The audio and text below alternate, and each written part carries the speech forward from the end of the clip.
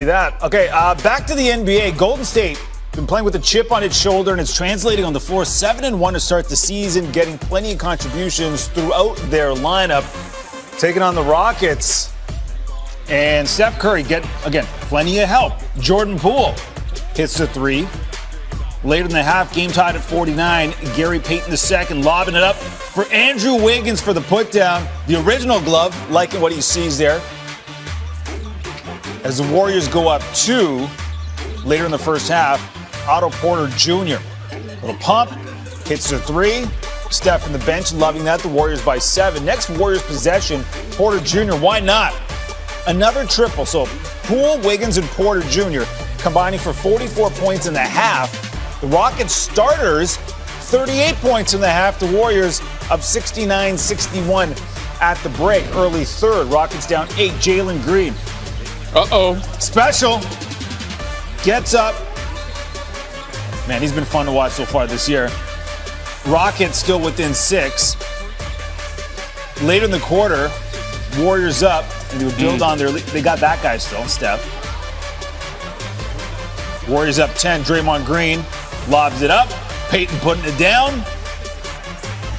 Warriors up by 12. Next possession for Golden State, Curry hitting another three. The Warriors ending the third quarter on a 20-3 run. They win 120-107. Curry 20 points. Poole 25 points, 5 assists.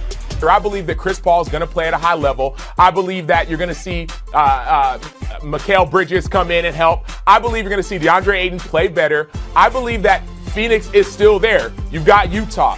Let's not forget about Memphis, who beat in the play-in Golden State. And so I believe that Golden State, they're getting there, but I don't think they can get over the hump right now. I am high on Golden State, but I still think there are 3, maybe even 4 teams that are better than them in the Western Conference. Well, I appreciate your points. I think they're good ones, but I think you're a little too high on something if you think they don't have a shot to win the West. Sam, I get high on the NBA. Look, you look at this team right now with 3 future Hall of Famers. Now, I'm presuming Klay comes back as Klay, okay? Great two-way player, no one in the history of the NBA capable of getting hotter than Klay. Think about that. He had a season where he dropped 26 in one quarter, and that was his second best quarter of that year because he had a 37-point quarter, which is the all-time record, and he did it on no dribbles. Klay, if Klay comes back and is Klay Thompson, and there's Steph and there's Dre, there's their core, right? That's what makes the Warriors the Warriors. Now, what if they added to that?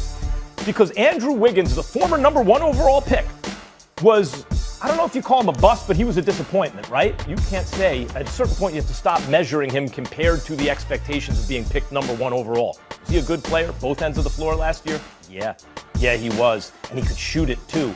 And he could play defense. And he's super athletic, and he's in his physical prime. That's 4 guys. That is an above average starter at a position where it's hard to find that, okay? Now, Wiseman, Pascal, Poole. They added 2 young athletic guys who aren't going to see a lot of minutes presumably now, but it's fresh legs off the bench with talent.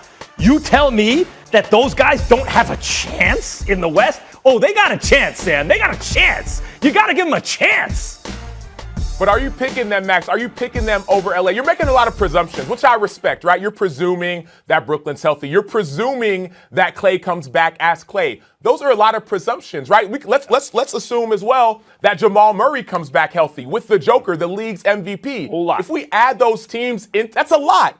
That's a lot. So, yes, they have a chance, but you're talking about them beating LA, beating Utah, beating Denver. That's a lot to ask when there are a lot of presumptions that you're making. You're right, but you named teams with a chance. Look, we both like the Lakers out of the West, right? Okay, there's a presumption. Yep. I'm presuming we both like the Lakers out of the West, assuming health, right? Okay. Does Denver have a shot? Check. Yes, they got a shot. Does Phoenix have a shot? Yes, they got a shot. Clippers don't have a shot because they ain't got Kawhi, so we can put them aside. Do the Warriors have a shot? I'm not talking about the Portland Trailblazers. I'm talking about Steph, Klay, Dre, Wiggins, and all these young guys they have. They don't have a shot, but Denver does, and the Phoenix Suns do?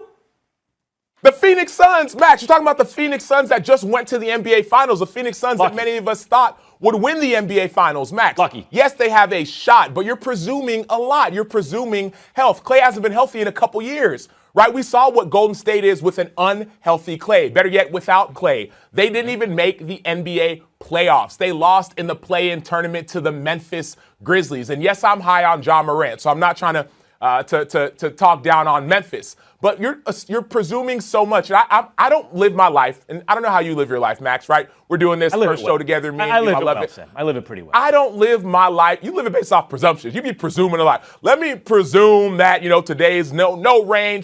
Like, you can't just presume things. Go on history. Go on stats. Let's go on history. Real quick, let's go on history. I know we have some breaking please. news. Let me just say, Phoenix went to the finals. They were favored to win. That only happened because first AD went down because they were down 2-1. Yes. You brought it up before. And then Kawhi Yes. didn't play at all. Or else no finals for Phoenix. If the Nets didn't get hurt, no finals for the Bucks. The Phoenix wouldn't have gotten out of the first round had the Lakers not been hurt, okay? So don't tell me the Warriors have no shot against Phoenix. Max, let's not forget, Phoenix had the second best record in the West. So Yeah, let's not they're act excellent. like Phoenix The just West is a stumbled beast. upon. Let's not act like they stumbled upon this victory. They accidentally made it to the finals. Phoenix is good. Phoenix is solid. And we saw some of their superstars didn't play well. I think DeAndre Ayton will play better. I think that will happen, right? I think Devin Booker, it's not a presumption. Just I think concede Devin the Booker, argument. You could just say, you know what, you're right. They have a shot. It's okay. No one concedes any argument. An overall draft pick who turned into a good two-way player in Wiggins. They have a defensive player of the year type guy, multiple-time all-star in Draymond. And they have some interesting pieces. What they had to do was win. They had two chances to win a single game to get to the first round of the playoffs. I'm sorry, with everything I just said, and you have two chances just to win once against a compromised Lakers team, against a Memphis team, lose in the first round, at least get to the first round. They couldn't even do that. And why not? Look, I'm sure I'll hear a lot about how, like, I'm hating on Steph. I'm throwing shade at Steph because I say he's not on LeBron's level. Duh, look, he's not. But I brought up that I was there, saw you there, at Oracle when he had 4 minutes and 22 seconds in the fourth quarter, seventh game, to manufacture a single point, running the greatest half-court offense ever, came up with 0. You know what he did in the last 3:30 of overtime the other day? With the whole season on the line, get to the first round. 0 points, but he did have 0 assists, but also had 0 rebounds to lose in overtime and go home. I'm sorry.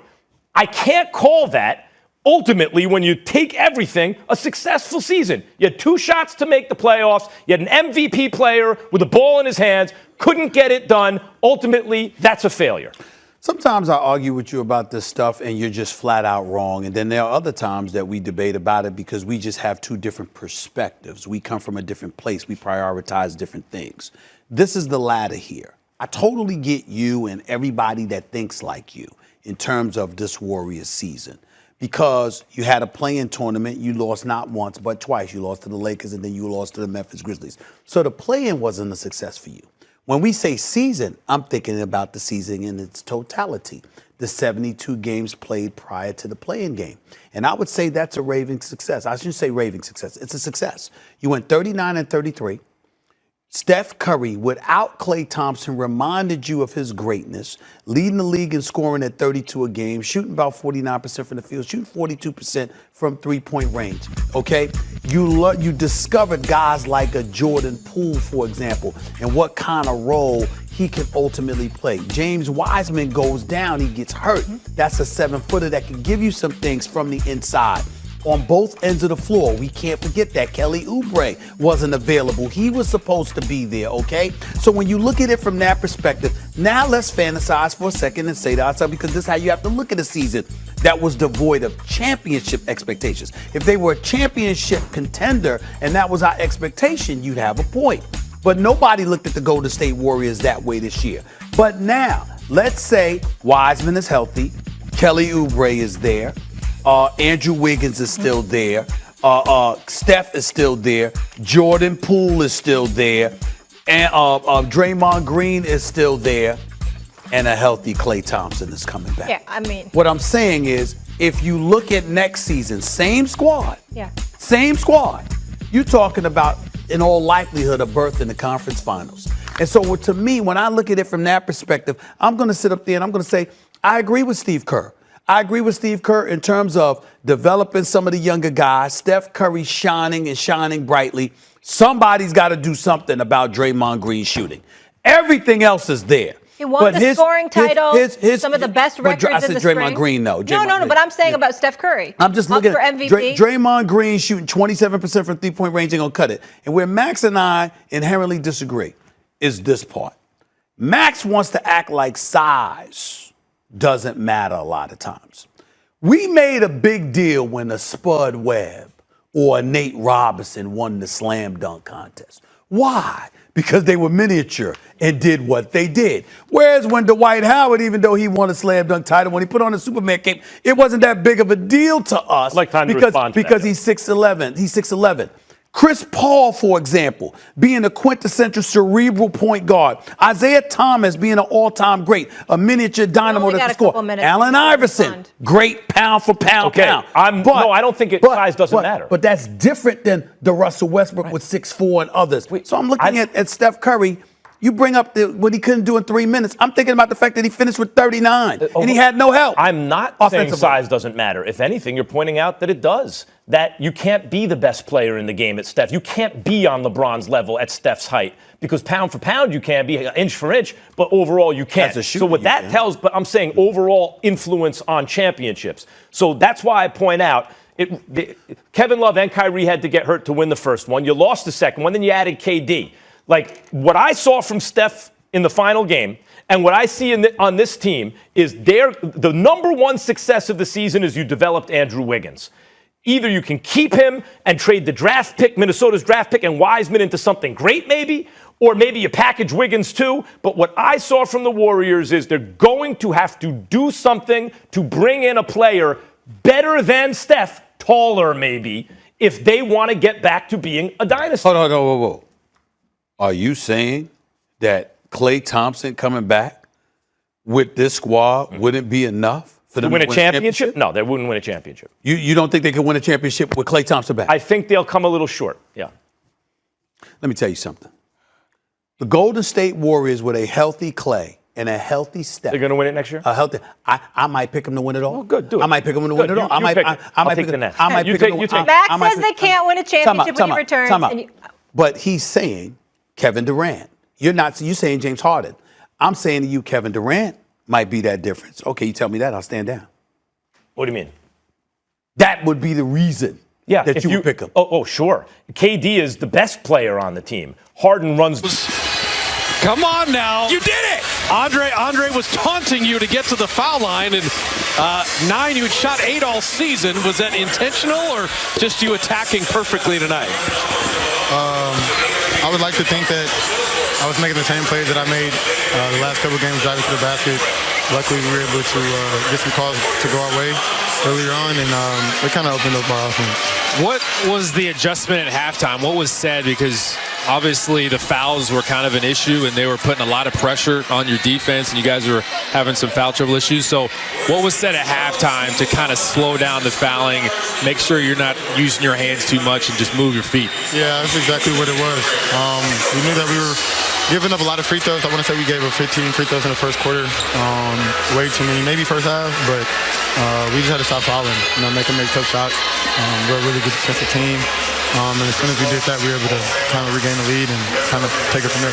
All right, now we see that smile, and you're very serious in your media stuff, but I just want to know how rewarding it is when you have 31, 26, 25, all that hard work to see it pay off in these games, Jordan. This is the best you've ever played. You're just showing us something different almost every night. Yeah, it feels good, but the thing about the NBA is you got to come back and do it night after night after night after night, and that's what makes Steph so special. That's what makes Klay so special. Draymond. So it feels good. We're getting wins right now. We got a really good streak going, and anything that I can do to help our team win, I'm gonna go out there every night and try to do that. Speaking of Steph and Klay and Draymond and these Hall of Fame players, we're seeing a lot of clips of Steph either talking to Juan Toscano, talking to you, Draymond, the same thing. So how much are you soaking up as far as knowledge from those guys, and how much are you asking questions, and how much is it benefiting your game? It's huge. It's huge. You got some of the best teachers in the world, some of the best teachers in the league, and I'm going to ask as many questions as I can. This is a once-in-a-lifetime opportunity, being able to pick these guys' brain, from Andre to Draymond to Clay to Steph, and so on and so forth. There's so much basketball knowledge, so much experience, and I'm here. I'm excited. And, just I guess got to ask the questions. That's the only way to get the answer. So I'm just thankful and appreciative that these guys are so willing to give me advice and really try to help me, perfect my game. We've had fun with Gary Payton, too, on this homestand.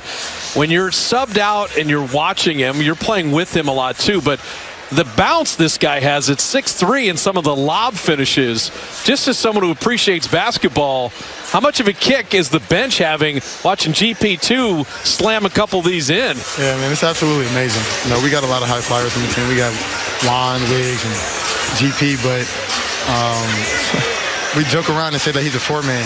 He's our four-man at 6'2", but he's just an athlete, and he's such a crucial part to our team, offensively, defensively, and being able to go see one of our guards go out there and catch a body or make a big-time play above the rim is huge, not only for our morale, but for our confidence, and it gets Chase Center going, and credit to GP, man.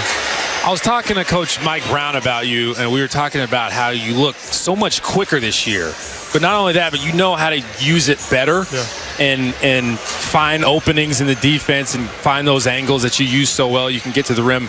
So how much is that from you swiping that key card a ton this summer, or is it more just experience and playing in more games and you just gain that knowledge from the playing? Experience. It normally comes with different coverages, or if I see something different, I got to find a way to adjust. And I think the fundamentals and the basic and the groundwork was just find a way to get my first step faster and feel good comfortably, especially just because I have the freedom to run around on the offensive end a little bit, get my conditioning right. But just got a little bit older, a little bit faster, a little bit stronger. I think they say you don't stop growing until you're 27, so still waiting for a couple of years. Hey, Jordan, thanks for stopping. We know you have a game tomorrow night.